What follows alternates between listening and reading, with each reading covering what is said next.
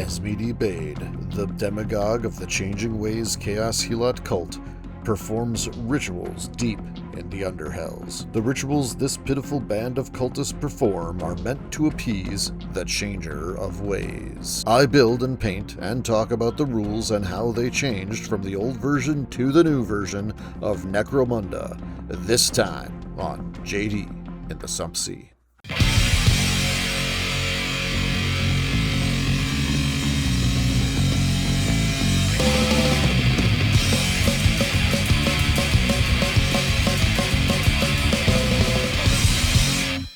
Welcome back to JD in the Sump Sea. I'm Jay, and today is a big day. It's the day after the big Necromunda New Edition release. I got the box set, and I got the 2 gang books. And in today's video, I'll be building and painting a Chaos Helot gang, which I originally made for N23, and I'll be talking about how the rules have changed and how I'm using them now in N26.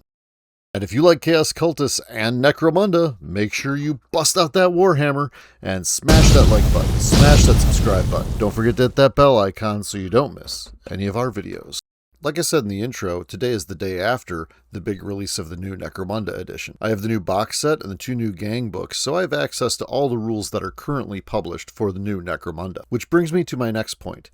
In today's video, I'll be using the terms N23 and N26. N23 refers to the previous version of Necromunda.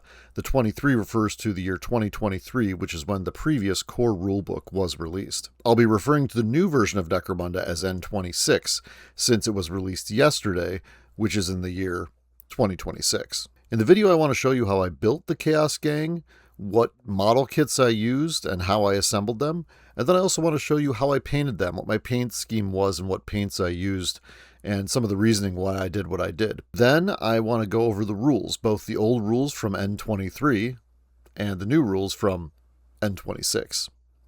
All right, but that's enough talk. Let's get into it.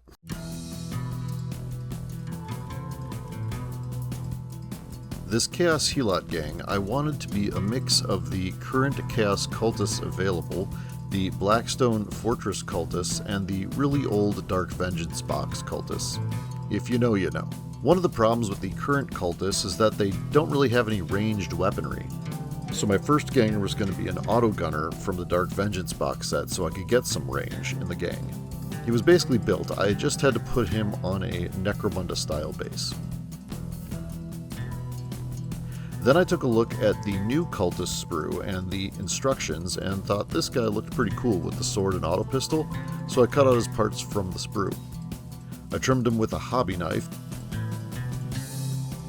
and started gluing them together. Then once the body was assembled, I glued him to the Necromunda base. I then consulted the Frostgrave Cultists 3 sprue. I wanted to use the heads from this kit since I had used a number of other parts besides the heads for my Sump Pirates build, which you can watch at the link in the upper right corner now. The Cultist kit for Frostgrave, along with many other Frostgrave kits that are perfect for mixing with Games Workshop bits for Necromunda projects, are all available online at badgergames.com. Enter our code JD2026 on your next order and you'll really help out the channel. Badger Games has all sorts of stuff besides Frostgrave, and they ship worldwide, so make sure you check them out. Link in the description below. For this project, I used heads and backpacks from the Cultist 3 kit, which I combined with 3 generations of Chaos Cultists I had already mentioned. For the Witch and the Leader, I also used bodies from the Accursed Cultists kit. I had a sprue from the Genestealer cult, Adelan Jackals, and Neophyte hybrids, so I used some arms and the Heavy Stubber on my other champion, and the Grenade Launcher on my Specialist. For my Witch, I thought having a contorted body that warp energy was flowing through would be a pretty cool look for the character, so I used an Accursed Cultist body and then cut off some of the extra bits and cut off both hands so I could give her an auto pistol from a different cultist and a pointing sword from the Empire Free Company box from the old world. I would add a lot more detail to her before I was done, including bells from the Empire Flagellants kit and other bits from my bits box. My Demagogue has a cape that I found in my bits box. I have no idea where it's from. The head is a Chaos Marine, probably a Nurgle corrupted Chaos Marine. The arm holding the spear and heads hanging from his belt are both from the old zombie kits from Fantasy Battle. The chainglaive end of the spear is from the Ashwaste Nomads, but I would eventually replace it with a chainsword bit from the Felgor Close Combat Kit upgrade that upgrades them to Zangors. I was able to find that kit, luckily, in Florida when I was down there with Dale a year ago. Eventually, a lot of these bases would be adorned with skulls from the old Games Workshop skull box that is out of production now.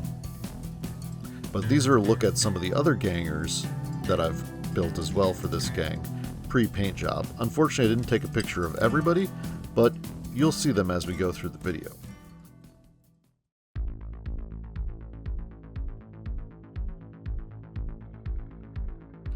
I started painting these guys like I usually do, using Lethal Shadows Primer Black.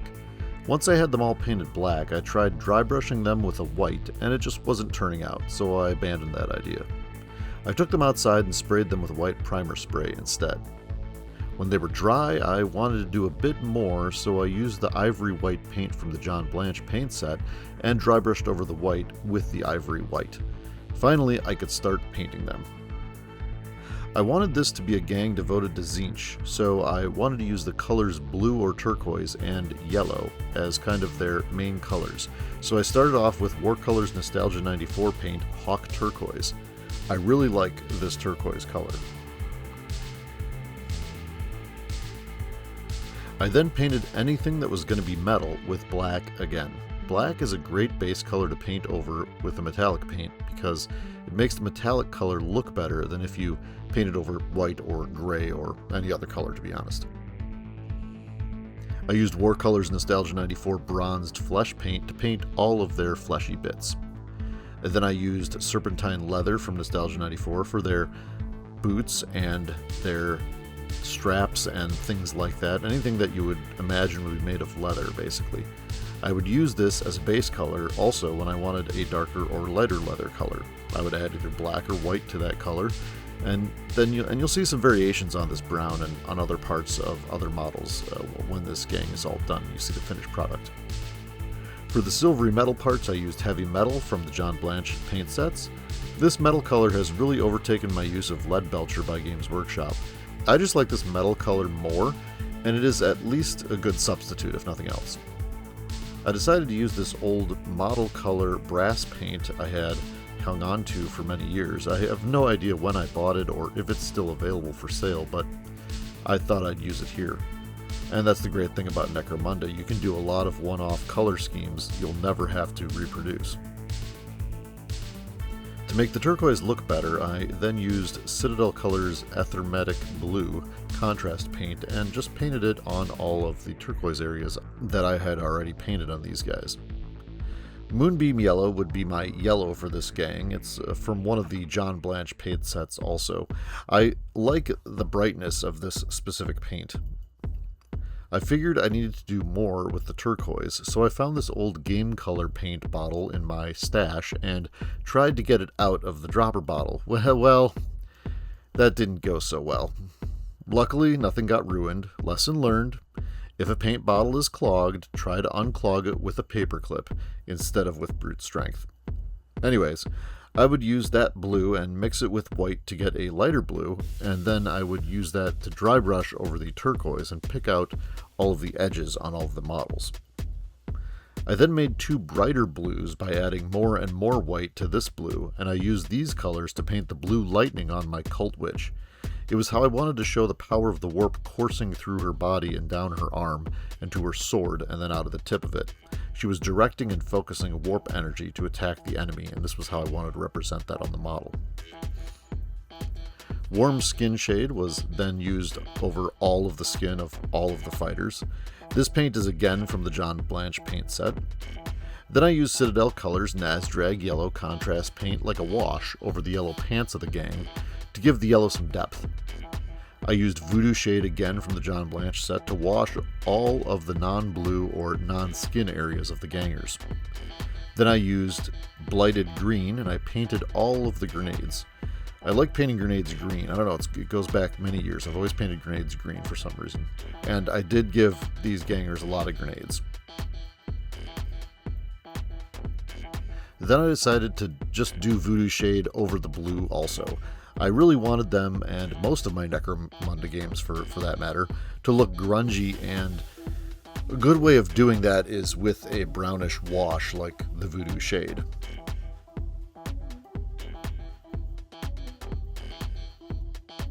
To do the basing, I started by painting them all black again with the Lethal Shadows primer paint. I then used the Fresh Rust color from the Army Painter line and painted large blotches of it on all the bases in irregular shapes. I dry brushed heavy metal over the bases, making sure it wasn't too heavy of a dry brush to completely hide the fresh rust that I had just applied. I then washed the bases with Voodoo Shade. The skulls on the bases I painted white, and then used Skeleton Horde from the Games Workshop line of paint. This is always how I do bone or horn on models. Then I mixed the darkness with Midnight Olive from the John Blanche sets, and painted around the edges of the bases. I then painted the two Cyberbird familiars in a very similar fashion, and with that, I was done.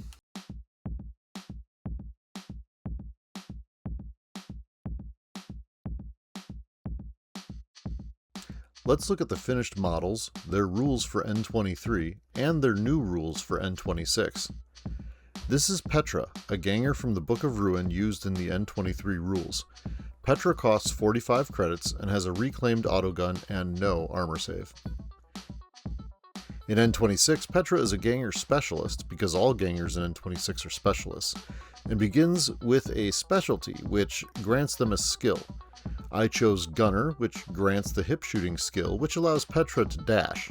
A dash is her 5-inch move plus an extra 4 inches because of her initiative, and then she can fire her gun. Petra also begins with a 6+ save in N26 because virtually all fighters come with an armor save in the new rules.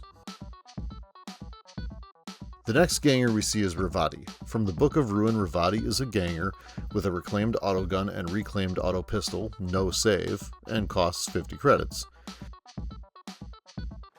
In the new N26 rules, I made Ravati a prospect. There are no more juvies in the N26 rules, and prospects are what juvies were in N23. Chaos Cults in N23 didn't have access to juvies or prospects, so I had no choice in those rules for N23. Ravati comes with a 6+ save and a regular autogun and auto pistol, and is also 50 credits. The difference in the weapons is negligible given how rapid fire now works in N26, but he comes with a save, but also worse characteristics in N26. Stelio is a ganger in N23 and costs 60 credits for a flail, a reclaimed auto pistol, and no armor.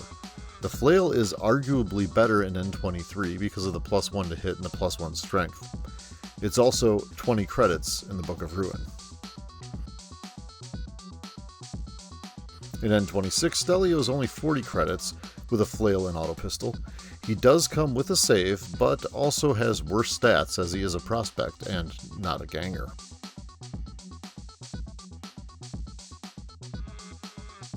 Yildun is again a ganger in N23 and has a reclaimed auto pistol and a sword.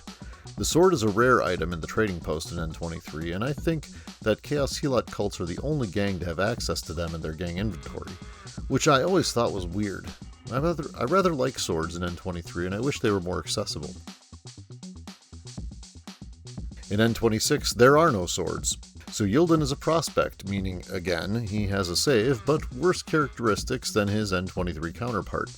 I gave him a fighting knife instead of a sword, and an auto pistol. There are no reclaimed weapons in N26 either, so a regular auto pistol was the only option. He is significantly cheaper in the N26 rules though, so that's nice. Next up is Deneb. She was a ganger in N23 with a reclaimed auto pistol and a fighting knife. This loadout in N23 is actually pretty good, and because of her 3+ initiative, she can leap gaps, and her cool and willpower are decent, along with the 4+ weapon skill and ballistic skill. In N26, I again made her a prospect, making do with worse stats. You'll notice the mental stats are essentially worthless, and hitting on a 5+ in N26 might as well be hitting on a 6+. It's not good, but at least she's 20 credits cheaper and comes with the 6+ save. Nimbus is the first specialist from N23. He has a grenade launcher and a reclaimed auto pistol. And he has mesh armor, giving him a 5+ save. Being a specialist gives him access to different weapon options than the rest of the Chaos Cultist gangers in the Book of Ruin, and he has tools of the trade, allowing him to have multiple fighter cards with different weapon loadouts, a thing normally reserved for champions and leaders in N23. In N26, every fighter in your gang can take every item in the Weapons and Warrior section of your gang list. So Nimbus in N26 also has a grenade launcher and auto pistol, comes with a 5+ save, and he is 25 credits more expensive, but his skill is admittedly great with the weapons that he has. He can move 9 inches and shoot the grenade launcher. Not too shabby. The champion Illyrian Kronos in N23 has a heavy stubber, mesh armor giving him a 5+ save, photo goggles allowing him to see 9 more inches in the dark, and Overwatch, which is a shooting skill allowing him to interrupt an opponent's turn. He also has the Inured to Insanity rule, which all champions and leaders in N23's Chaos Helot cults have, and that means that the insane condition will never apply to him. In N26, he has the same loadout, which does basically the same thing. I gave him Marksman, which is +1 to hit at long range, instead of Overwatch, because I think modifying the 2-hit is better in N26 and less common than in N23. He has a 3+ weapon skill as a champion now, which is better than the N23 stat line, but his cool willpower and intelligence are notably worse. He does cost 40 credits less, however, but that is mainly because the heavy stubber is much cheaper. Mizar Nervia is my Cult Witch champion. She is a Psyker and has a reclaimed auto pistol, mesh armor, a sword, a familiar, and the Assail power in N23. Because her weapon skill and ballistic skill are only a 5+, she isn't very useful, because even though she can cast the Assail spell fairly easily with her 6+ willpower, she then needs to roll to hit with her ballistic skill, which doesn't happen very often. In N26, she has a decent weapon skill and ballistic skill, and is a fighting knife instead of a sword, because, again, swords don't exist in N26. And the familiar is significantly more expensive, and that's why she costs 230 credits and not 135. Familiars in N23's Book of Ruin cost 25 credits, and in the Gangs of the Outlands N26 rules, familiars cost 135. And finally we come to Azmidi Bade, my leader. He costs 205 credits in N23 and comes with a chain glaive, a reclaimed auto pistol, a chaos familiar, mesh armor, and I gave him the berserker skill to give him an extra attack on the charge. His mental characteristics are quite good all around, and he is a really good melee leader. In N26 they gave him a 3rd wound, which is very nice, but all leaders in N26 have 3 wounds. The chain glaive is less strength and less AP, but he is still quite scary when he charges. I also gave him Nerves of Steel because I wanted him to get to combat, and I couldn't afford a familiar for him, but because of his extra wound I figured he'd probably survive and be able to charge so long as he has Nerves of Steel. I'm also going to talk just a bit about the Chaos Familiars. In N23 they were only 25 credits, and you could have up to 3 per fighter that could take them. They each provided the fighter who bought them a willpower check to ignore getting hit once per round. They had a 3+ invulnerable save and would allow the owner a reroll to cast psychic powers. In N26 they're now 135 credits. While they're within 3 inches of their owner gets a 4+ invulnerable save, which they can take whenever they have to, not just once per round, which is better than before. Their own save is a 4+ invulnerable also, which is 1 worse than before. And they also allow their owner a reroll if they fail a psychic test, same as before. So they're almost the exact same as in N23, but they're way, way more expensive.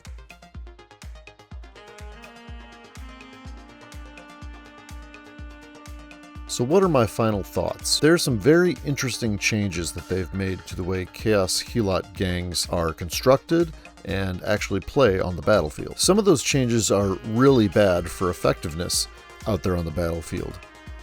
Or are they? What's weird is they've taken elements of Warhammer 3rd Edition and put it into the game. Some of the close combat things are very similar to that. Some of the cover rules are also similar. This doesn't feel like the old Necromunda anymore, and a lot of things I used to do in games tactically probably won't work anymore. Case in point, I built prospects for the N26 Chaos Helot gang, as you saw previously, and they have weapon skill and ballistic skill 5+. That's not going to get a whole lot done in this game without modifying or just pure luck. So what are they good for? First thing that comes to mind is ganging up on opponents in close combat. I think that could be useful. Also, securing objectives. Have them go off and do something that doesn't involve using weapon skill or ballistic skill, I think will be useful.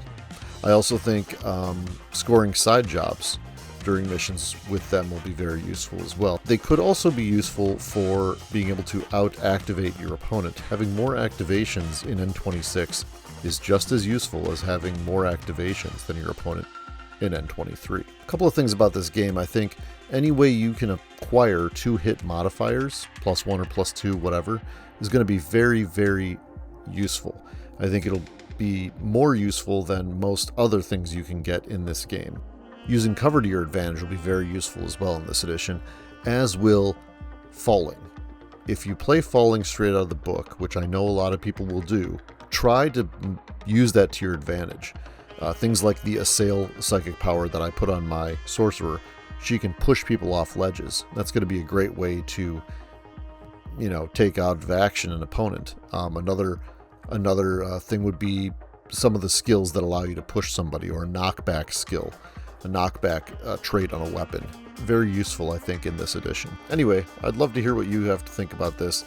Put your comments down below and let me know what you think about N26. But anyway, that's all I've got for you this time. As always, thanks for watching. Please like and subscribe.